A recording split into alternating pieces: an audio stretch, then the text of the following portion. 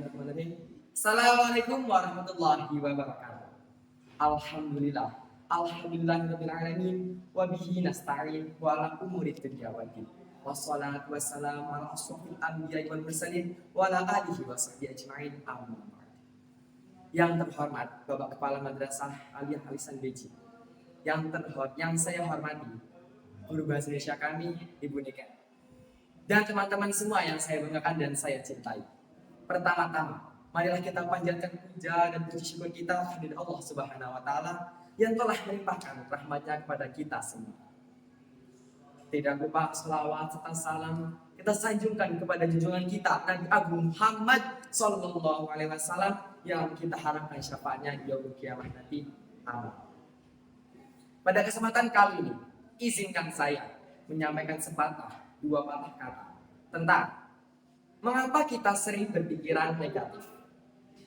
Hadirin yang saya hormati, saya teringat sebuah cerita. Dahulu kala di Jepang, di sebuah desa terdapat sebuah rumah tua. Di dalam rumah tersebut terdapat banyak sekali cermin. Gak tahu cermin itu dari mana. Suatu ketika ada seekor anjing kecil, lucu, manis, dan periang. Dia masuk ke rumah itu, ke rumah tersebut. Dia pun sangat senang. Dia melihat banyak sekali anjing kecil yang periang. Karena dia senang, dia pun melompat-lompat, berlari-lari, membebaskan ekornya, dan bernyanyi. Setelah puas, anjing itu pun keluar dari rumah tersebut dan mempunyai dan gembira, dan mempunyai semangat hidup baru. Terus hari-hari berikutnya, cerita rumah tersebut pun tersebar luas sampai kota.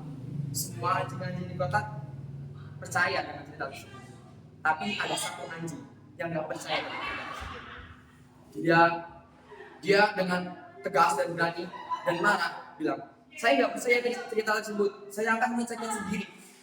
Akhirnya anjing itu pun berangkat ke desa dan mengeceknya sendiri dalam rumah tersebut. Dia pun masuk ke rumah tersebut. Dia tambah marah lagi. Loh, kok gak ada anjing-anjing kecil yang meriang dan lucu katanya. Akhirnya dia marah, dia pun keluar dari rumah tersebut dengan rasa marah dan jengkel.